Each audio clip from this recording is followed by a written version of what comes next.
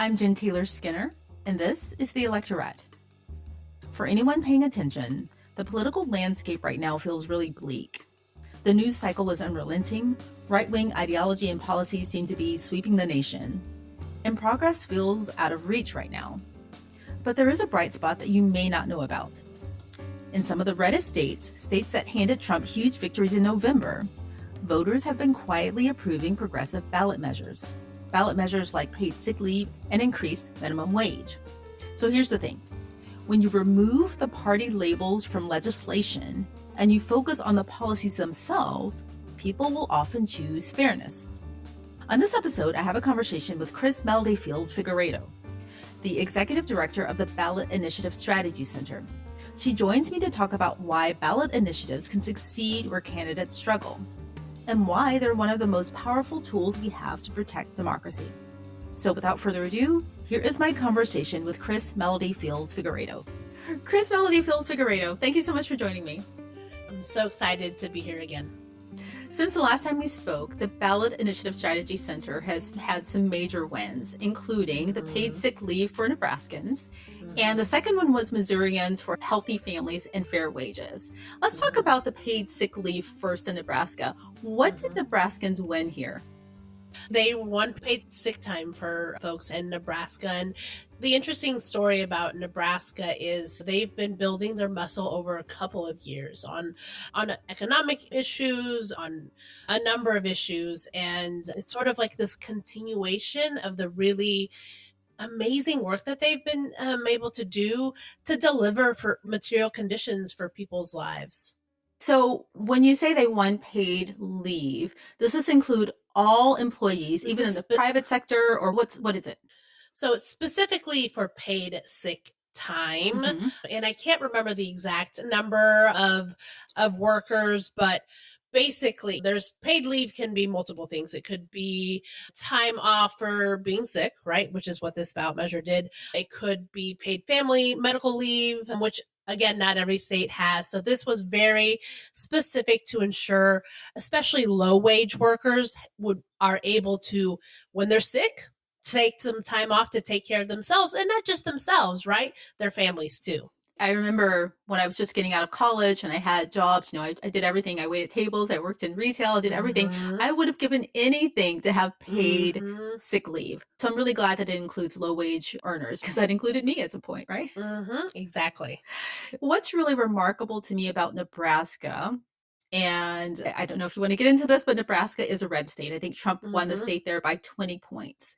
And paid sick leave is a pretty progressive policy. At no point did he talk about he wanted to give people, paid sick leave. And here's what I find really interesting about this. And I think we've talked about this before, and we've talked about ballot measures. And this always confounds me that Kamala Harris was very clear about her position on paid leave, paid sick leave, medical leave, parental leave, all the leave. She was very clear that's what she wanted for Americans. And even if you didn't like the messenger, even Governor Tim Walz, when, he is still governor, but he signed a bill that would provide paid family leave and medical leave for workers in Minnesota. So I guess if you can explain how an initiative like this would be successful in a state that rejected those in a presidential race. Yeah. I mean, I think this is a big perplexing thing for people. And the reality we see time and time again in states like in Nebraska, similarly to Missouri, right? That also passed paid sick leave. Voters kind of look at this issue that's in front of them on their ballot in a very different way than they do candidates, right? Think about it. If you live in a state that is going to vote on a particular measure, you don't see a D or an R next to them, right? Right. You are just looking at this very specific issue and saying, well, I want paid time off for when I'm sick, right? And they don't think about, well, I also need to elect candidates, people in government that are going to follow through on that process. But as maybe frustrating as that might be, I think that's an opportunity, especially in these times, to figure out how we can come together and have some real discourse and I think honest conversations about what we actually want for our people in our communities, where we agree or might disagree. But if we all believe, right, something fundamentally is important, like, I think it passed like 72% in Nebraska, that people should get time off if they're sick. Right. That means we can meet each other somewhere. And now we have to create an electoral system that allows people to be able to live in many truths. So I think, I think for folks like you and me and some of your listeners can connect those dots, but we don't always do the best job of connecting those dots for people. And then we need to also understand that people get very entrenched in their own allegiance to maybe a particular political party and do not make the actual connections of that person to the actual policies. And that's just really deep work that we all have to do. It's actually one of the exciting things about the work happening in Missouri. They've had, I think now for a decade of, I always forget the name of this, but essentially like deep transformative conversations. They've been having this for over a decade of going into places where there are Democrats, Republicans, Independents, and having these really challenging conversations and trying to see where people can move together from a place of values. And I just want to repeat that in case anyone missed it. This ballot initiative for paid sick leave passed by 72% of the vote in a state that voted for Trump, I think by 60 something, 65%. That's really important. And it speaks to the fact that if you remove the policy from the party or you separate it from the person, people will vote for progressive ideas, progressive policies that Democrats are pushing. But, that aside, they like these policies. And I just want to go to Missouri because you mentioned Missouri. This was Missourians for Healthy Families and Fair Wages. What was in that? So similarly to Nebraska, they also included paid sick leave, but the addition to that was raising the minimum wage to $15 per hour. So similarly, making sure that especially low wage workers would be able to benefit from having higher wages, as well as paid sick time off. And so, not too different from Nebraska. Again, a red state, because I was probably arguing both because of gerrymandering, right? Important to understand how all these issues connect. They're not separate. They're actually very, very, very interconnected. And they've done similar things, actually similar to Nebraska. They've passed paid Medicaid expansion in the past, right? So I think both Nebraska and Missouri really show us the opportunity to come together across difference. And I'll say it again, I think the work we have to do is having these really tough conversations with folks outside of something that might put us in separate corners because of political parties, and try to really figure out that the world we actually all want, it's not too dissimilar for the majority of us. Now, there are people out there that do not want equity or equality or all those things, but I think the majority of folks in Nebraska and Missouri and the country actually do believe in fair and equitable wages. They do believe that people should be healthy. And that's, to me, is an opportunity. What's funny about that? The people who are out there saying, no, I don't think people should have health care. I don't think people should have fair wages. They are in the minority, but they're the loudest. They are so loud. That means we have to be louder because there are more of us. And something that we've been talking a lot as a team at BISC is we have forgotten how to disagree with each other in a way that's actually constructive. And you look at the moment that we are in, which is not the first time this country has been in really, challenging times. Probably the threat of authoritarianism is the highest it's ever been. But there have been times where we had really major fundamental disagreements on a lot of things, but we as a people have forgotten conflict and how to have conflict. And we become so isolated, and that got worse during and after the pandemic. So, Our work is to look at our neighbor, to have those conversations with people that we disagree with, and not just do it online. We got to have those disagreements in front of each other. It's actually very easy to do it online versus you and me looking at each other face to face, eye to eye. Yeah, you're so right. I mean, I have to stay off social media, but it's funny you mentioned gerrymandering because I was just having that argument just today about the role that gerrymandering has played. Now we're seeing it with Texas, what's happening with Texas, but it's always been there. It's been there for a really long time. Very long That time. and voter suppression. And I think that the work that you're doing at BISC supports that idea. That people will support these policies. Right, exactly. For sure. Listen, I'm a Texan. I grew up in Texas. I was actually chatting that this isn't the first time this exactly what's happening in Texas right now with the Democrats leaving the state, right? So there isn't quorum. That's actually not the first time this has happened in Texas. It happened in 2003 when I was just graduating from college. They were called the Killer D's when that similar redistricting was happening, and they left the state. They went to New Mexico that time.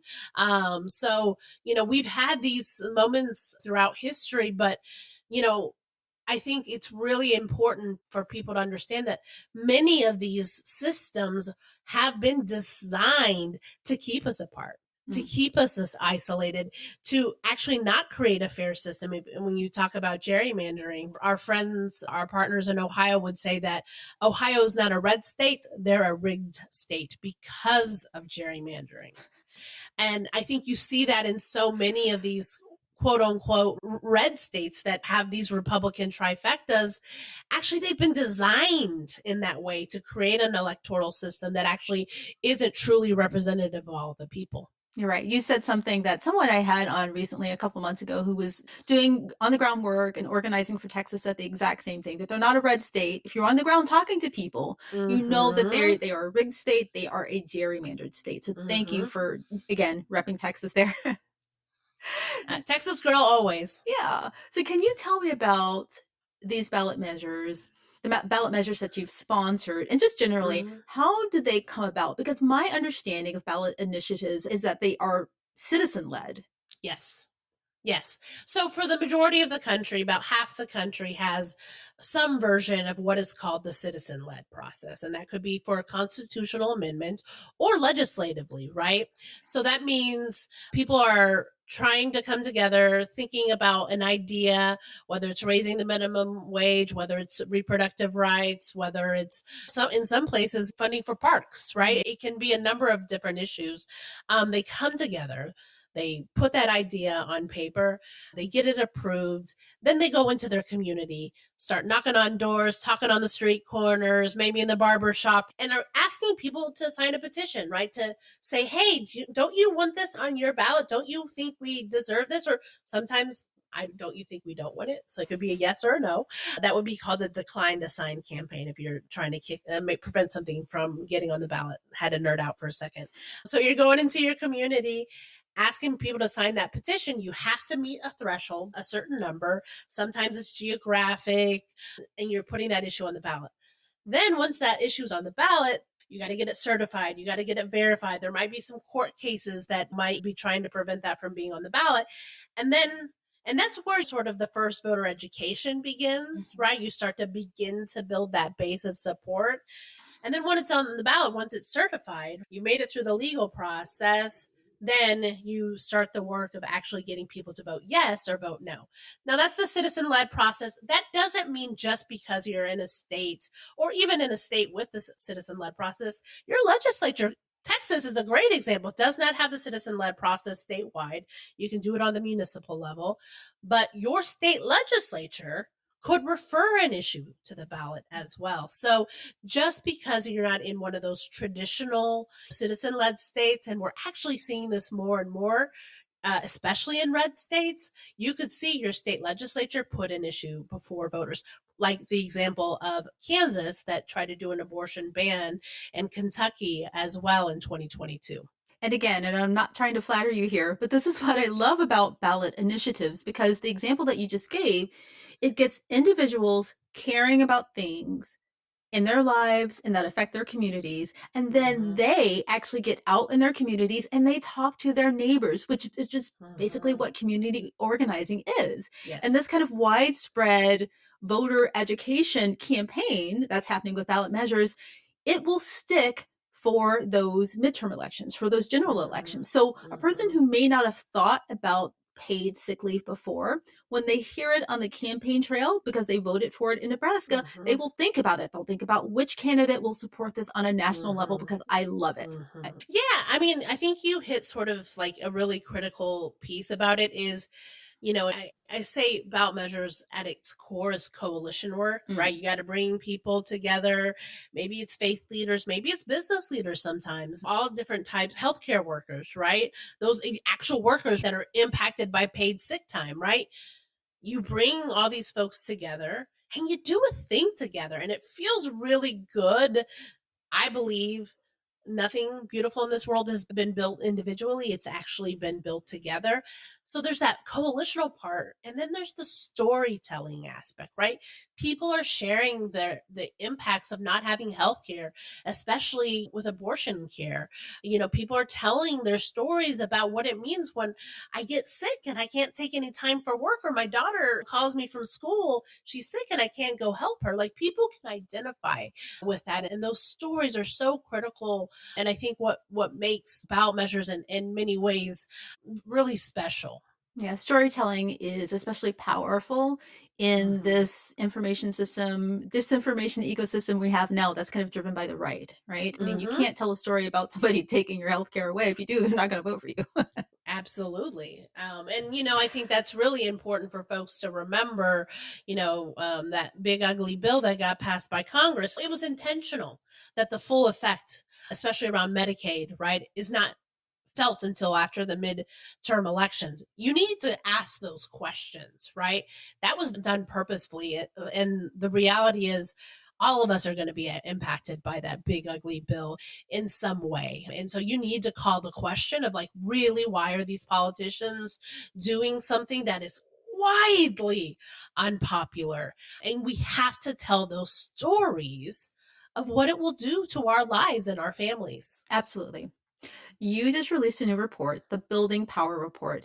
And one of the things that you touched on in that report was funding and the importance of the timing of funding and making sure that these campaigns have some runway. So tell me about that. What's the role of funding and the timing here?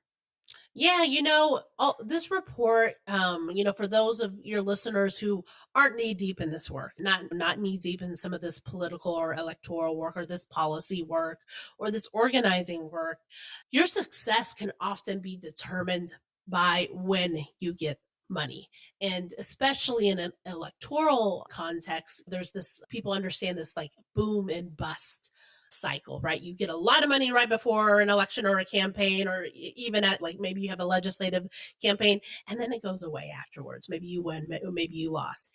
And this was really trying to tackle this. Like, we want to build long-term power. It's not just one election, it's not just one campaign, but like how we move and what we're able to do, that's what's going to build and shift power. And so we wanted to show that impact of especially early funding, not 3 months before an election, not 2 weeks, right? If we're really going to do something transformative, something that actually allows people to be able to collaborate with each other and leave something behind, the timing of that funding really matters. And so our intent was to increase collaboration and create really increased impact and actually help with some of the cost efficiency. Like, we were trying to allow coalitions and campaigns to create and to innovate and to take some risks, especially around signature gathering. We wanted that people to be able to scale up their volunteer programs by creating that in-state infrastructure early so they could sustain it. So, and then ultimately, we wanted that to impact their ability to fundraise. And one of the things that we say a lot about at BISC and is the importance of having equitable and winning campaigns. And so, who receives that funding when it's early, then they can negotiate on their terms of what they want that effort to look like in that state. And it allowed the Nebraska and Missouri folks to be the first to frame. It allowed them to sustain staff and hire staff. It allowed them to really invest in their volunteer programs during signature gathering and continue to invest in it all the way through the election and beyond. And they were able, both of those campaigns were successful. They already had that, because they already had that in-state infrastructure. Then when their state legislatures were trying to undermine the will of the people and take away those wins, they had the community involvement already to be able to continue that work. Is that what first to frame means? What does first to frame mean? Yes, first to frame. So for my comms nerds, first to frame means the success of you being able to define your effort requires you to be the first one out the gate to tell the story, to what we were talking about before. So when you get to define that, you get to be the first out there. That impacts really the course of this, whether that effort will be successful. So for my comms nerds, like, you want to be the first to frames, you want to define on your terms the story and type of campaign you're going to be able to have. I love that. So like in the case of paid sick leave, you're out there first telling people, hey, listen, don't you need this? Don't you want this? Right? So when the other side comes through and say, hey, you don't need to, who doesn't want to get paid when they're it's sick? A way to inoculate, right? Like, right. It's a way to inoculate your opposition. Right, exactly. So that was for 2024. So what are we looking at now? We're looking at, I don't know if you have any measures coming up in 2025 or just 2026. So there's a handful of measures that will be in 2025, something for folks to look out. And if you live in Maine, so only 4 states, Maine, Colorado, Ohio, and Washington State, allow for statewide ballot measures on odd years. But in Maine, they are really trying to trick voters. They are disguising a voter ID ballot measure with actually what would take away something that's very popular in the state, which is absentee voting. And so voter ID is something, unfortunately, that is really widely popular. A lot of people don't understand the impact that has. People assume everybody has some form of ID, but that's not true. In many of these places, there are a lot of ways to verify, like maybe a utility bill, but they don't allow for a more expansive list. But they're hiding that. They're burying the lead when actually they're also trying to take away something really widely popular, which is the early absentee voting in Maine. So that's something to look out for. And then right now, people are in the process of making decisions on what they are going to put on the ballot in 2026. People are really thinking about building off the success of the reproductive freedom ballot measures, but also the intersection around LGBTQ rights. Given what we're seeing across the country, people are still looking around issues around our democracy, including protecting the people's tool itself, direct democracy ballot measures. And then obviously people are still hurting economically. So people are trying to think, how can we continue this success around paid leave? Where else might we actually need to help and, support people, given what's happening with so much of the federal funding that people are losing? And so those are the types of things for people to expect and start to talk to folks in their communities of what is going to be possible for 2026. Yeah. So I'm glad you talked about Maine, because that's really important. One of the things that I keep thinking about is how can we counter voter suppression with ballot measures? So this is a really good example of that. Yep. And just so you know, anyone who's listening, whenever anyone's talking about voter ID, if anyone's talking about cutting back on voting in any way, including cutting out absentee voting, that falls under the umbrella of voter suppression, right? No one does that with the intention of increasing voter turnout. Yep. Absolutely. In a former life of one of my many former lives, I come from the democracy space. Like, I worked for a number of years ensuring that we could create a more inclusive democracy, remove some of the barriers that people face. So I've been a part of automatic voter registration, early voting, like all those things that we have known are really popular that help people participate in our process. And then as well as that, oh God, I remember the first wave of the voter suppression bills back in 2011. Like, none of this is happening in a vacuum. And again, like, People need to be thinking about that right now when you're hearing these conversations around redistricting. You need to care about the next census. All of this happens, right? Because maps changed in 2020.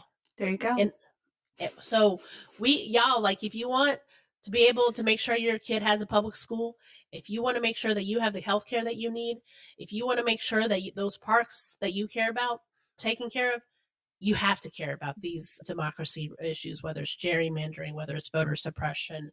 They are actually trying to take away our power because they see what is possible when we come together. Absolutely. And so those 4 states you mentioned, including my state, which is Washington State, those measures are coming up in 2025 or 2026?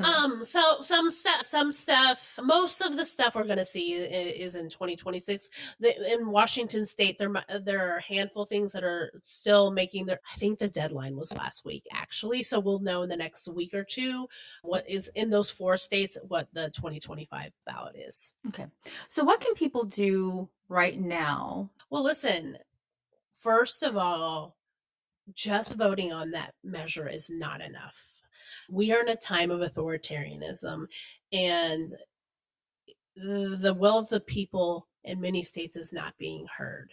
And so you have to put the pressure on your elected officials and call them out when they are not listening to what the voters just did. This has happened in Missouri. The voters passed paid leave and raising the minimum wage as well as protecting abortion rights. And the state legislature just turned around and said, "Nuh-uh, you don't know better. We know best what is for you." And so they overturned the paid leave and the raising the minimum wage. And that means we have to hold them accountable. And they're going to put abortion back on the ballot in Missouri. So I think the message for people to understand is just simply winning a ballot measure is not enough. We have to be constant citizens. We have to hold power accountable. We have to be in our communities, talking to each other, organizing with each other, because we are the ones that determine our future. And if you want to find out more information about what might be making it to the ballot in your state, go to our ballot measure hub on ballot.org, or reach out to your local community organizations like Nebraska Appleseed or Missouri Jobs with Justice. I guarantee in your state, in your community, there are badass organizers trying to make sure that you have happy and healthy lives. And I think this is really important for people to be aware of this as an avenue for pushing back. I heard this really good analogy recently about fighting authoritarianism, and somebody used the analogy of like a shark. A shark attacks, but he has I don't know how many teeth a shark has, and everyone can chip away at a different tooth, right? Absolutely. Absolutely. Well, and we have to believe, listen, I'm Venezuelan American. Mm-hmm. I know what it looks like when democracy dies. My family has lived that for more than a decade, 2 decades. Mm-hmm. We have an opportunity now, today, in the next year. We have to say what is happening in our country is not okay. We have to be the ones that change this course right now, because they are not going to listen unless we put the pressure on them. So this is our power. This is our agency to have the ability to turn around what's happening in the United States. And we're not in this alone. This is happening all across the country. We can learn lessons from Guatemala, Honduras, Venezuela. I mean, we're not in this alone. And I think that's really important for people to remember. That's a really great message. Use your power, use your agency. We're not alone. The attempts at authoritarianism are happening all over the world. But we can fight this now. Well, Chris, thank you so much for joining me. It's always a pleasure talking to you. I always learn something new, something historical. So just thank you. Thank you so much. Oh, absolutely. I love to nerd out. So thank you for the opportunity.